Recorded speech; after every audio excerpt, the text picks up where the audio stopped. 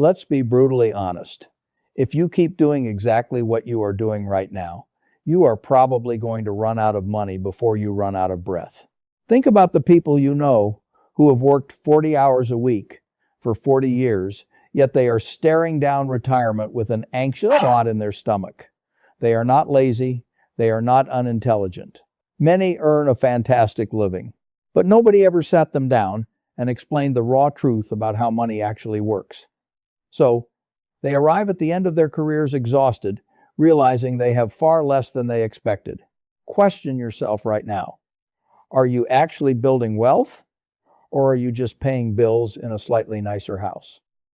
We are sold a very specific idea of a normal life. Earn a paycheck, buy rewards, and work to pay off the credit card. It feels safe because everyone is doing it. But hear me on this. Normal is broke. It means living one unexpected medical bill away from a total crisis, hoping the government will magically save you. You deserve better than normal, but escaping it requires a massive shift in how you view every dollar you touch. This brings us to the foundation. It is not a secret trading strategy or a hot stock tip. Rule number 1, spend less than you earn. Always. Society tries to convince you that wealth is defined by your salary. If you make $150,000 a year, you are rich. That is a lie. Wealth is not your paycheck. Wealth is the space between your paycheck and your bills. Let's call this the gap. The gap is your power. The gap is your freedom. The gap is the only financial leverage you have to actually buy back your future time. If you make $6,000 a month and you spend $6,000 a month, you are not wealthy. You are just a highly paid middleman transferring money from your boss to your landlord and your car dealer. You must create that gap, and you have to protect it fiercely. But here's the catch. The moment most people open a gap, they immediately fill it. Think about your last raise. Where did that money actually go? You get a promotion, and suddenly your perfectly fine car feels old, so you finance a new one. A bonus lands, and your standard vacation gets upgraded to a luxury resort. Your lifestyle expands to swallow your income. Every single time. This is lifestyle inflation, and it is the silent killer of wealth. It happens because we spend on autopilot. We spend to match our neighbors. We spend because we want an immediate reward. You have to stop spending automatically and start spending intentionally. If you bring home $6,000 a month, design a life that only costs $4,500. That $1,500 gap, if you protect it and put it to work, will change your entire financial trajectory. That is how you break out of normal. So, you have stopped the lifestyle inflation. You have drawn a line in the sand, lowered your expenses, and finally created your gap. Now what?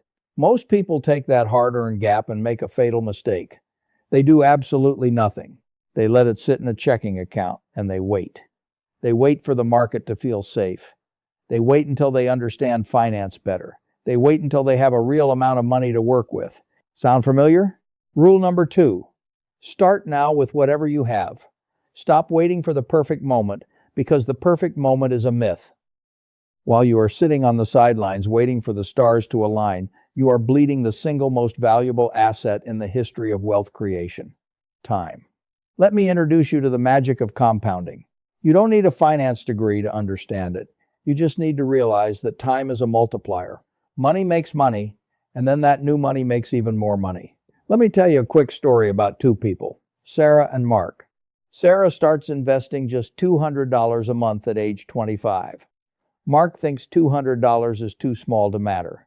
He waits until he is 35, when he finally has a bigger salary, and starts investing $400 a month, double what Sarah puts in. Assuming the stock market delivers its historical average return, by the time they retire at 65, Sarah will still have significantly more money than Mark, even though Mark invested way more money out of his own pocket. Let that sink in for a second. She invested half the money but ended up with more. Why? Because Sarah's money had 10 extra years to grow. She didn't need to be a financial wizard. She didn't need to find a secret stock that tripled overnight. She just started earlier. The math does the heavy lifting, if you give it enough time. But when you finally decide to start, you will run straight into another psychological trap. Rule number 3. Complexity is not sophistication. We are conditioned to believe that making money should look difficult. It should look like Wall Street movies, 6 computer screens, frantic trading, jumping in and out of hot stocks, and predicting the future. People start equating investing with being clever. But here is the twist the financial industry doesn't want you to know. The vast majority of people who trade actively underperform. The more you touch your investments, the more you hurt your own returns. You end up paying fees, paying taxes, and losing to human error. You don't need to find the needle in the haystack. You just need to buy the whole haystack. This is exactly what a simple index fund does. An index fund is just a low-cost basket holding small pieces of hundreds of the biggest, most successful companies in America. Instead of guessing which single company will win, you bet on the entire economy growing over the long run. The ultimate wealth-building strategy is almost embarrassingly boring. Buy a broad market index fund. Add your gap money to it every single month. And then leave it alone. You do not need to outsmart the market. You just need the humility to keep it simple. So, you have kept it simple. You understand the power of time. And you are ready to take your gap and start buying the haystack. But before you pour every extra dollar into the stock market, we need to talk about the giant leak in your boat. Because playing offense by investing is completely useless if you have zero defense. You cannot build lasting wealth on a crumbling foundation. You need to build a financial fortress first, and that starts with attacking your liabilities. Have you ever tried running a race with a 50-pound backpack? That is exactly what high-interest debt does to your money. Rule number 4. Pay off high-interest debt before you invest heavily elsewhere. Not all debt is equal. There is debt that works for you, like a sensible mortgage used to acquire an asset that grows in value over time. And then there is debt that works against you, used to finance pure consumption. Credit card debt is the most quietly destructive financial product available today. The average credit card charges an interest rate of 20% or more. If you are investing to earn an 8 or 10% return in the stock market, while simultaneously paying 20% in credit card interest, the math simply does not work. You cannot outrun bad debt. Eliminating a 20% liability is mathematically identical to earning a 20% return on your money, completely risk-free. No Wall Street manager can guarantee you a 20% return, but you can give that to yourself right now by destroying your credit card balance. But wait, what if disaster strikes while you are paying off that debt? Once that leak is plugged, you must build the walls of your fortress. Every financial advisor tells you to save 3 to 6 months of living expenses in cash. Most people nod, get bored, and skip it. Rule number 5. Build your emergency fund. Here is what people fundamentally misunderstand. An emergency fund is not actually about the emergency. It is about protecting your investments. Life is entirely unpredictable. Your car will break down. You might lose your job. If you do not have a boring pile of cash sitting in a bank account when those things happen, you become a forced seller.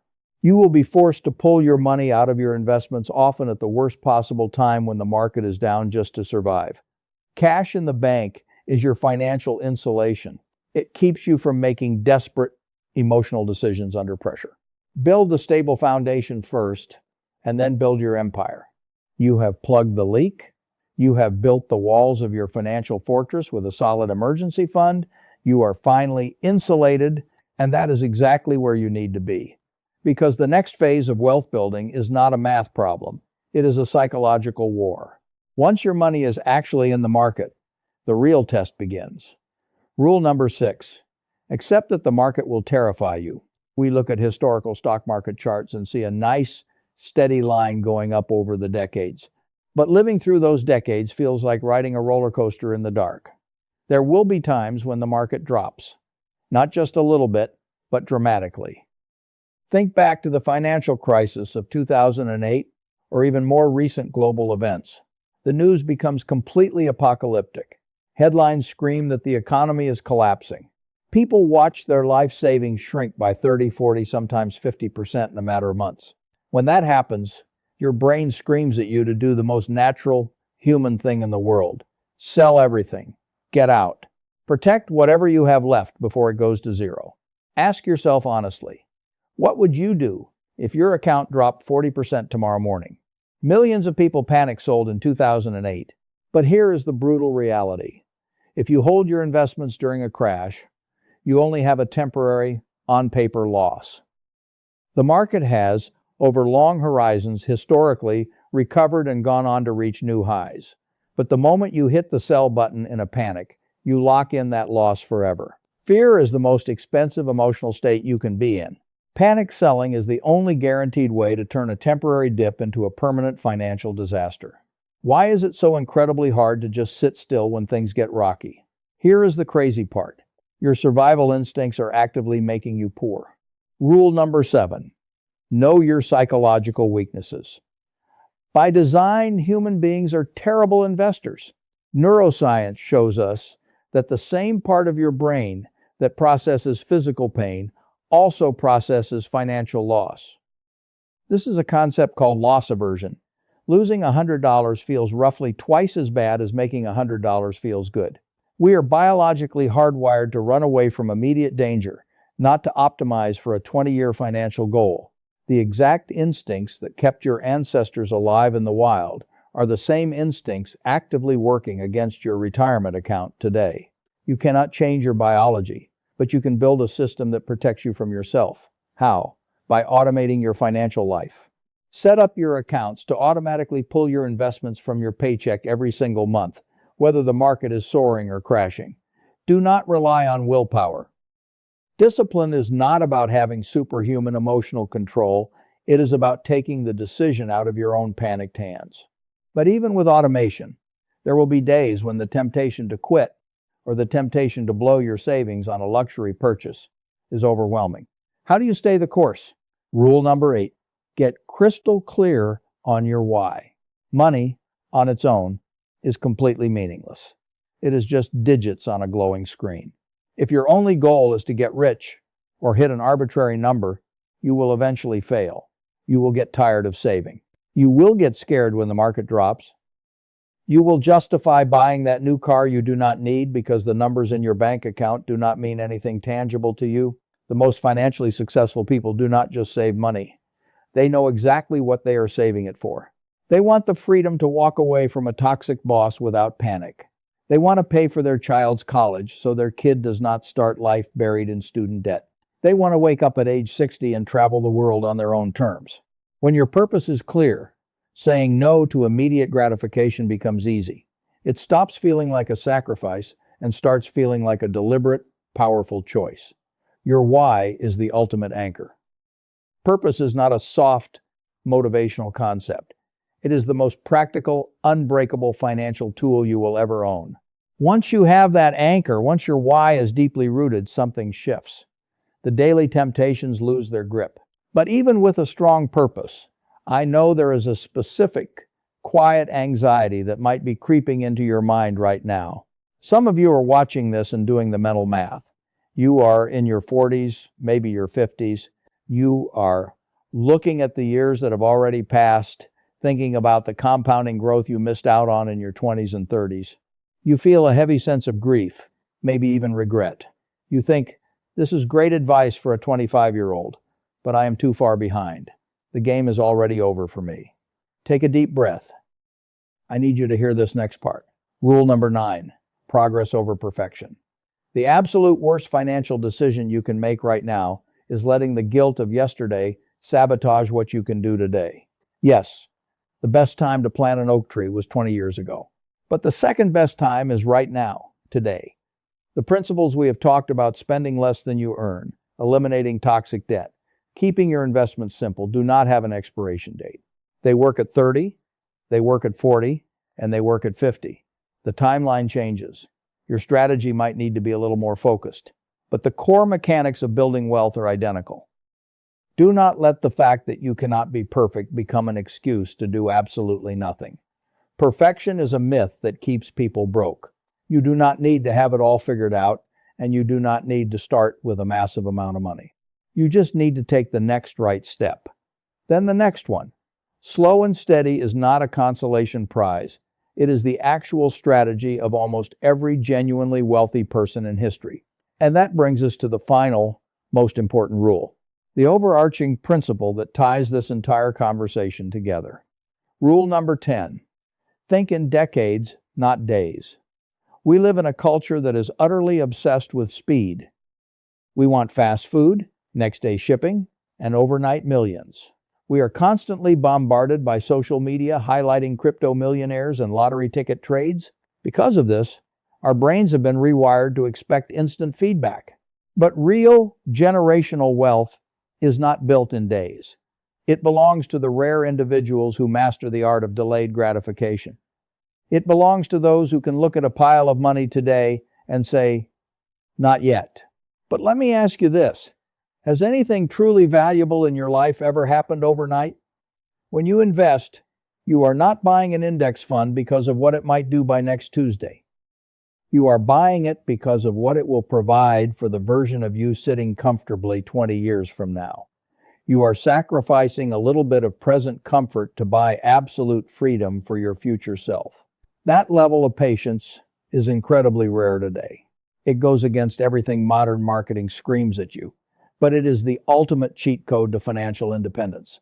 Here's the core truth I want you to walk away with. Wealth is not a destination you arrive at in a single lucky leap. It is a direction. It is a direction you choose quietly, every single day. It is made of small, disciplined, entirely unglamorous decisions. It is keeping the reliable car for another 5 years. It is automatically routing money into an index fund before you even see it. It is paying off the credit card instead of upgrading your phone. These decisions do not feel monumental in the moment, but stacked over a decade, they are the difference between a life of anxiety and a life of absolute freedom. Your 7-day wealth action plan. Watching a video won't change your life. Executing on it will. Here is your exact roadmap for the next week. Day 1. The gap audit. Print your last month's bank statement. Highlight every single non-essential purchase. Find exactly how much you can cut to create your gap. Day 2. The auto transfer. Log into your bank. Set up an automatic transfer on payday so your gap money moves to a separate savings or investment account before you can spend it. Day 3. The debt list. Write down every debt you owe, starting with the highest interest rate at the top. This is your hit list. Day 4. The emergency target. Calculate your bare-bones living expenses for 3 months. Write that number on a sticky note and put it on your bathroom mirror. Day 5. Open the account. Open a brokerage account and look up a broad market, low-cost index fund like the S&P 500 or a total stock market fund. Day 6. Unfollow the noise. Unsubscribe from 5 promotional emails and unfollow 3 social media accounts that trigger you to spend money. Protect your peace. Day 7. Write your why. Take a piece of paper and write down the real reason you want wealth. Not the number, but the freedom. Put it in your wallet. You do not need to be a Wall Street genius. You just need to start and stay the course. If this honest conversation brought you some clarity today, I would love for you to subscribe to the channel so we can keep navigating these truths together. Now, do this right now. Comment your why plus your first step in the next 24 hours. Put it out there, make yourself accountable, and let's get to work.